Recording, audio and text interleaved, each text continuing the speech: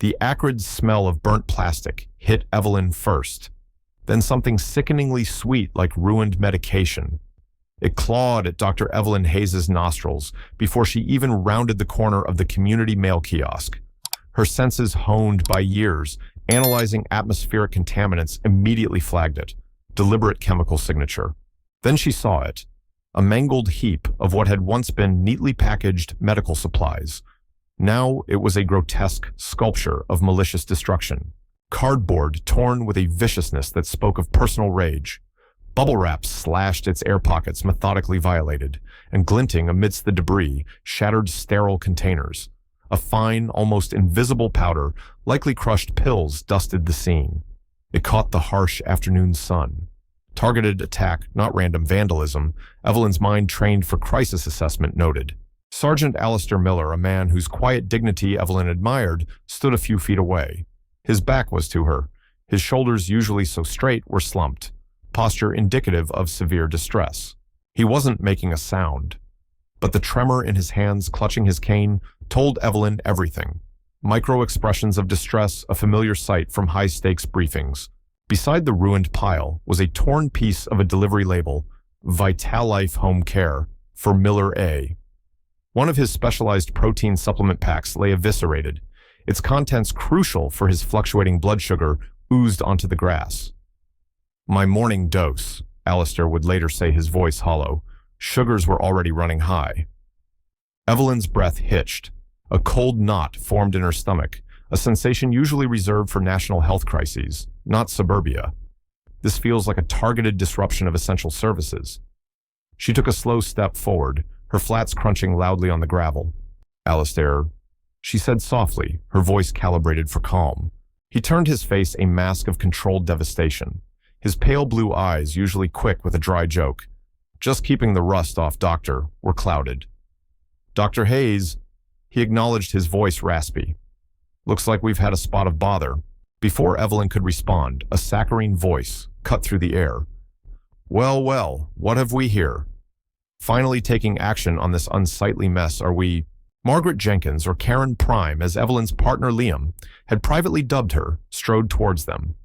She held a pair of gleaming pruning shears, almost like a weapon. Her smile never reached her cold eyes. Today, they held a gleam of triumph. Subject agitated, believes herself in a position of power, Evelyn's internal threat assessment protocol began. Mrs. Jenkins. Evelyn began, her voice dangerously calm, a tone her DC staff knew as a prelude to decisive action. Containment phase initiated. What exactly do you think you're looking at? Karen waved a dismissive hand. This, Dr. Hayes, is a flagrant violation of HOA bylaws, Article 7, subsection B, prohibition of unsightly storage and debris. Her voice was smug. I've been warning you all about these deliveries. She spat the last word. Cluttering up our community, making it look like a sick ward, she sniffed. I merely expedited its removal. The shears snipped an aggressive click. Evelyn's gaze flickered from the destroyed supplies to Karen's smug face. Alistair made a pained sound. A box of his antiseptic wipes, vital for his self-care regimen to prevent infection due to his neuropathy, lay trampled. My sterile field prep, he murmured. Can't risk infection. Expedited its removal. Evelyn repeated words tasting like ash. Deliberate act of harm. Assess for immediate health implications. Mrs. Jenkins, these are not debris. These are critical medical supplies for disabled veterans. Karen's eyebrows rose. Veterans or not, rules are rules. And frankly, the constant parade of delivery vans is lowering the tone. A flicker of something ugly in her eyes. Not to mention biohazards. Who knows what's in these boxes? She gestured with her shears. I did what was necessary for the good of the community. Someone had to take a stand against this visual pollution. Fear-mongering to justify overreach, Evelyn catalogued. Evelyn felt a cold, efficient anger. This wasn't just HOA tyranny. This was harm against the vulnerable. The good of the community, she echoed, her voice dropping. Or the satisfaction of your own misplaced power, Mrs. Jenkins. Perhaps something more profitable for you. A calculated probe. Karen's eyes narrowed, then her indignation returned, hit a nerve. Karen bristled. I am the president of this homeowners association. I have a responsibility to maintain standards. Her voice rose. And you, as a newer resident, would do well to remember that. Now, if you'll excuse me, I have to ensure this refuse is properly disposed of. She moved to step past them.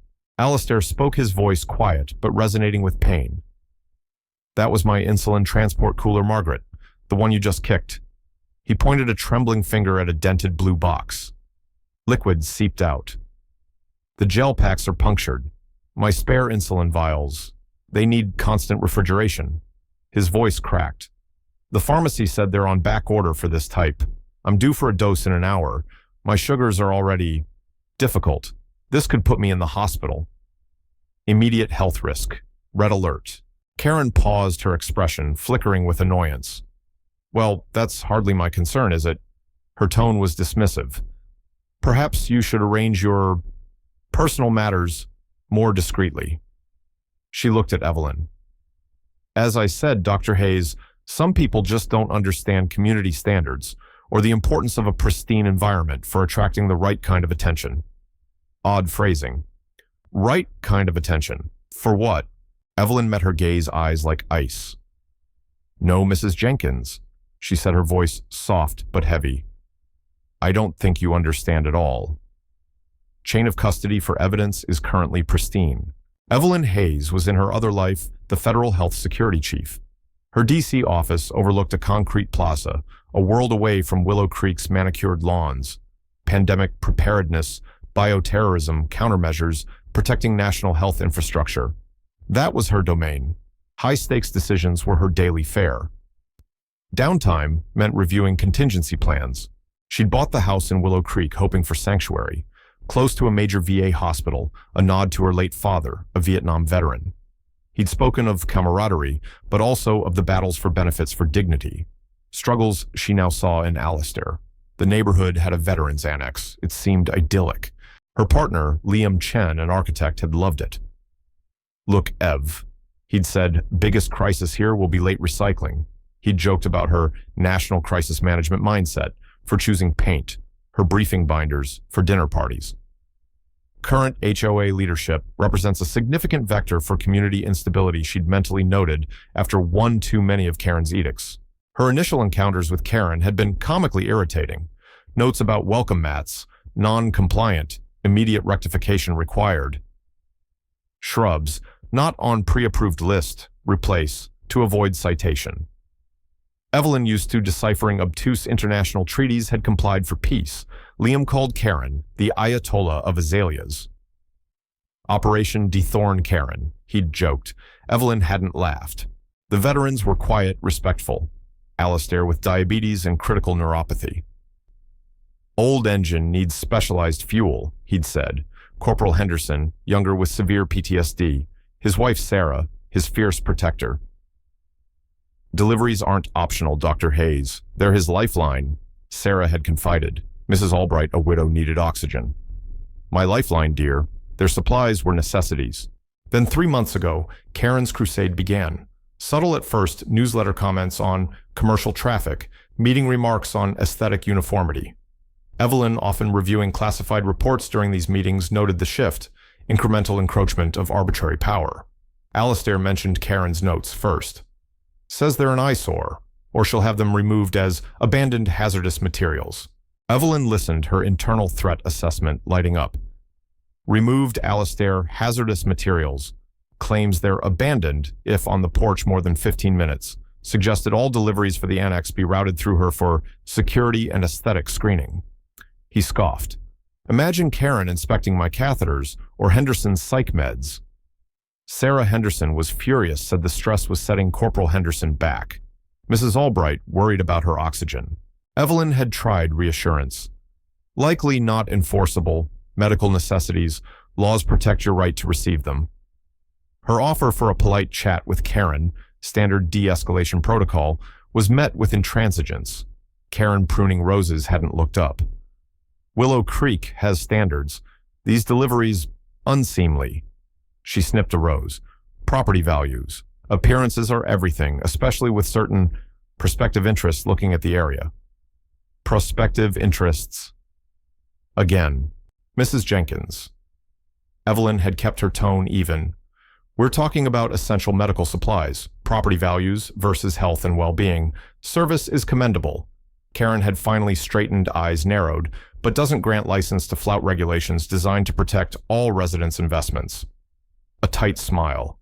Perhaps if their needs are so extensive, a specialized facility more contained would be more appropriate. It would improve the overall aesthetic and marketability. Cruel, and that focus on marketability.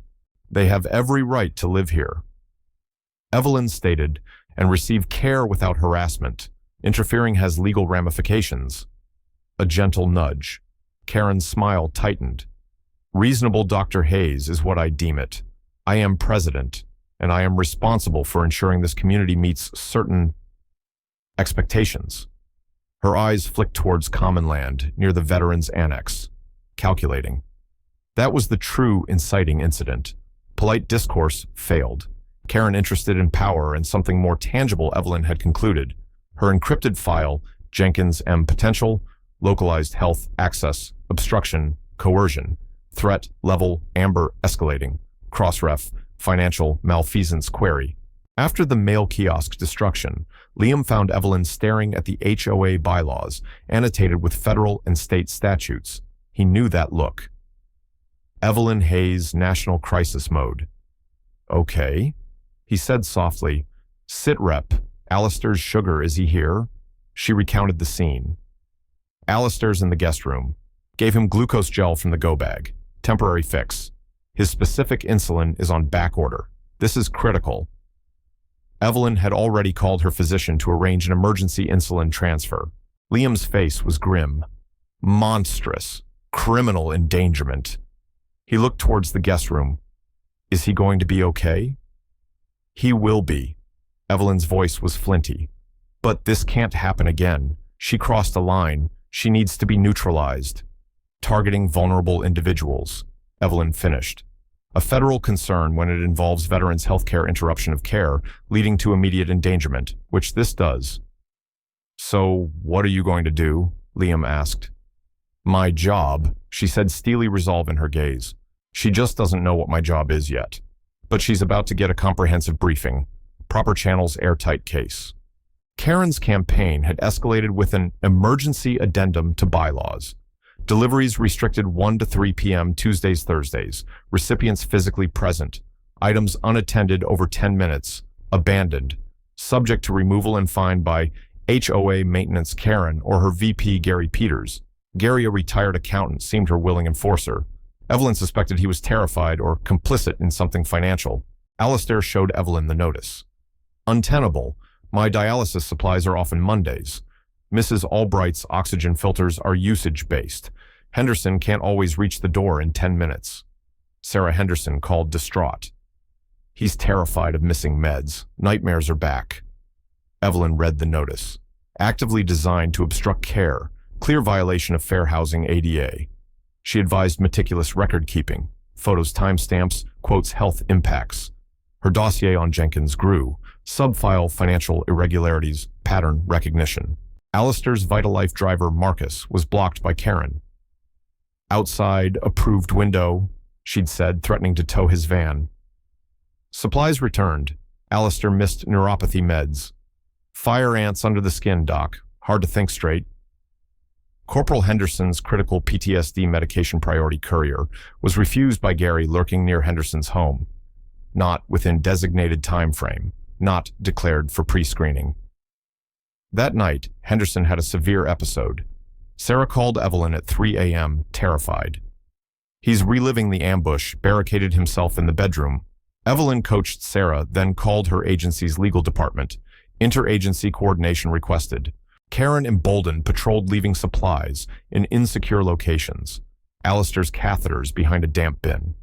Mrs. Albright's oxygen tubing soaked in rain. Mrs. Albright was shaken. My breathing's not a game. My late husband, the colonel, fought for this country. This is how his widow is treated. Evelyn confronted Karen at a beautification committee meeting discussing flowers for maximum visual impact near the common land. Mrs. Jenkins, Mrs. Albright's medical supplies. Karen displeased. We are in a meeting about pleasant things enhancing community appeal. More important than petunias, Evelyn said flatly. You left vital equipment in the rain, potentially contaminated, a direct health risk. Karen's eyes narrowed. Moved an improperly delivered package. If she's concerned, be home, or ensure her deliveries aren't an eyesore. These things affect curb appeal. Potential interests are particular. We need pristine presentation for beneficial development. Itasum, again, potential interests. Beneficial development. Doris, a committee member, chimed in. Right, Margaret.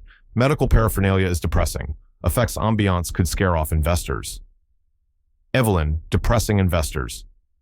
What's depressing is your disregard for safety, your abuse of power. She leaned in. This isn't just aesthetics, is it?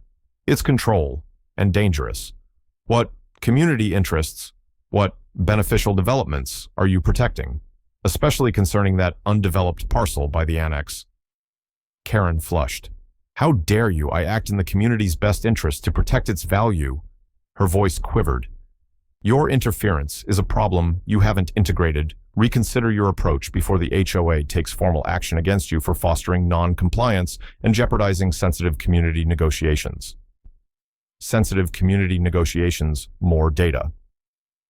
Evelyn, rest assured, Mrs. Jenkins, I am documenting every incident, every threat, every obstruction, every potential misapplication of HOA funds, every mention of these negotiations.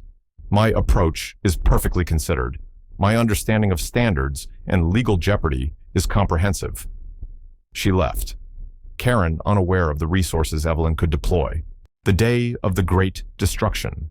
Consolidated VA shipment. Alistair, new glucose meter. Current 1, faulty test strips. Henderson, noise-canceling headphones for sensory overload, critical PTSD meds. Sarah said he was barely sleeping. Mrs. Albright, sterile distilled water for her oxygen humidifier preventing lung infections. Evelyn, working on a national pandemic report, ironically on securing local supply chains, saw the VA van arrive at 1:30 p.m. An hour later, Liam called, voice tight. Ev, Alistair just called, agitated. Karen, the shipment mail kiosk, box cutter.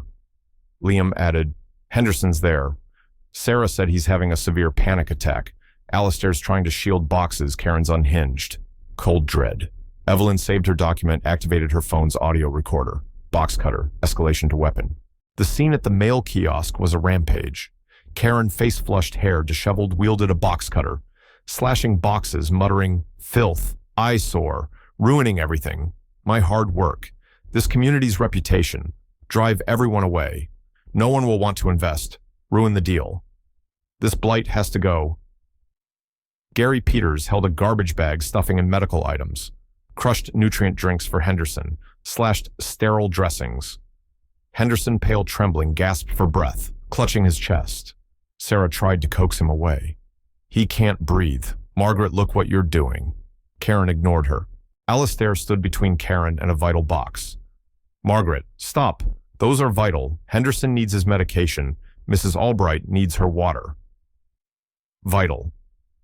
Karen shrieked, whirling box cutter near Alistair's face. He flinched but held firm. Violation. I told you. Tuesdays, Thursdays, 1 to 3, no exceptions. Shrill near hysteria.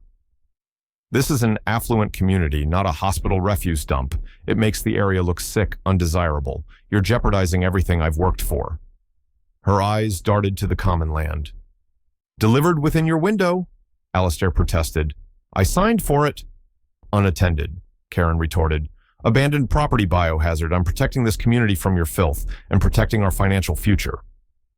She slashed another box. Mrs. Albright's distilled water. Kicked a container. It cracked, water gushing. See contamination. Evelyn's voice cold precise.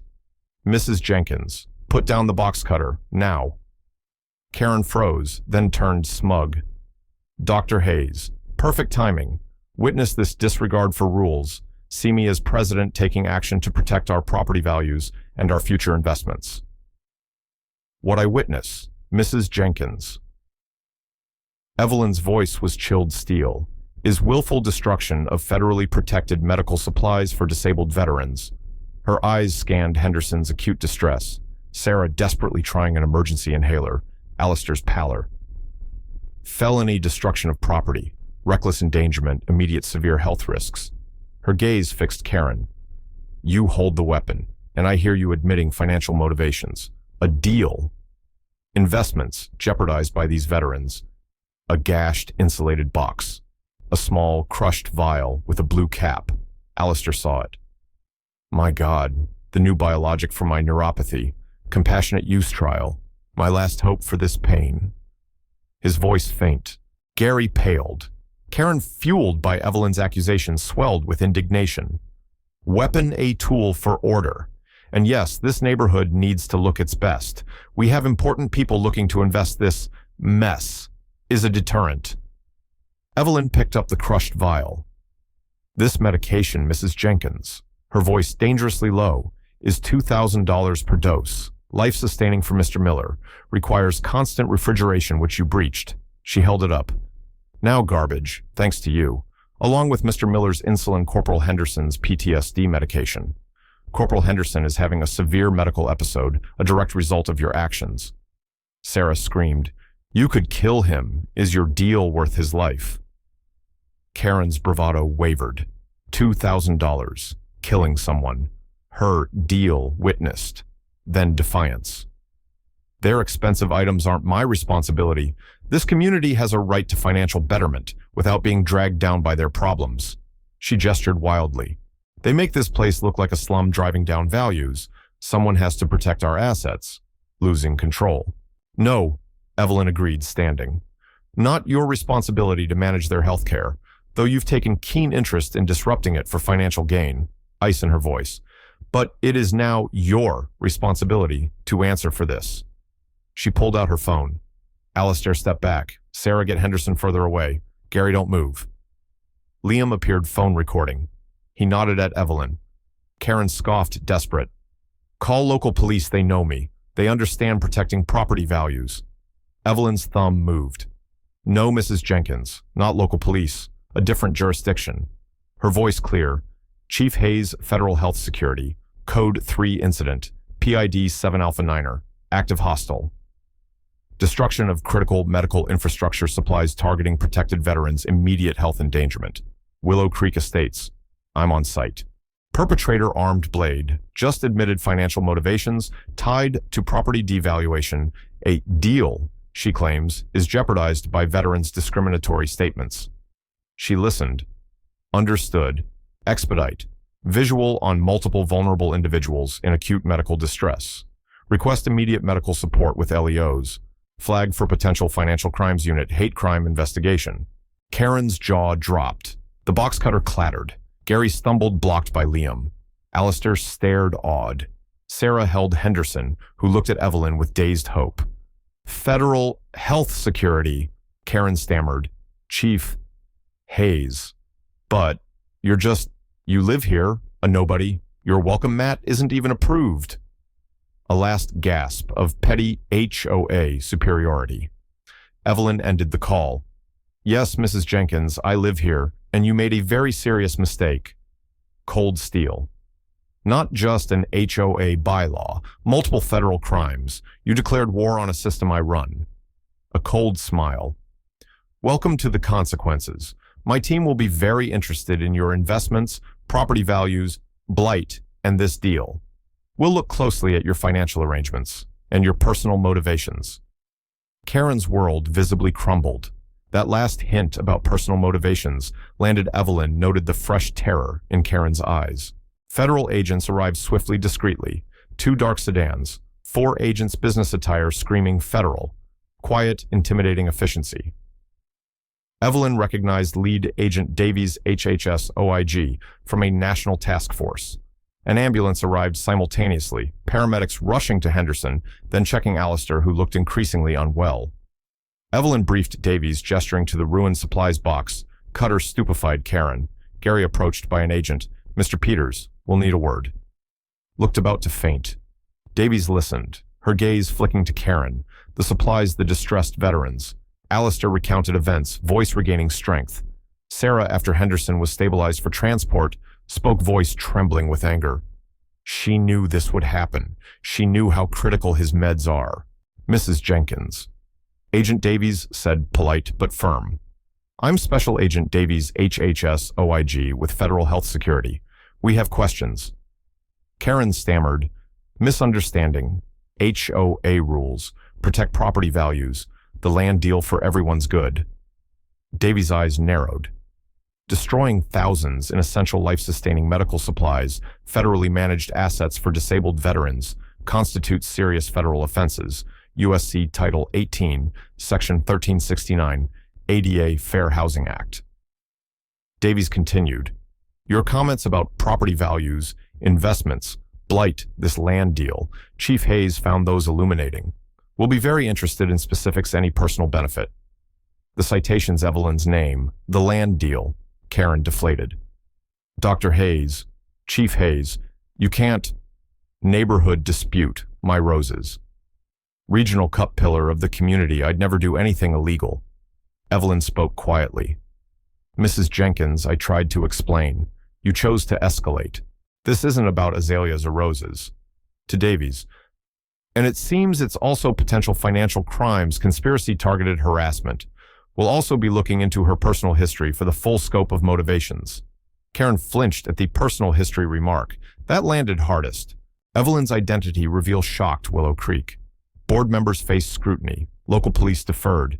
Scene cordoned off. Evidence bagged box cutter vial shears Liam's phone. Karen wasn't arrested immediately. Agent Davies informed her she was under federal investigation to retain counsel, no witness contact. Passport seized. Reign over.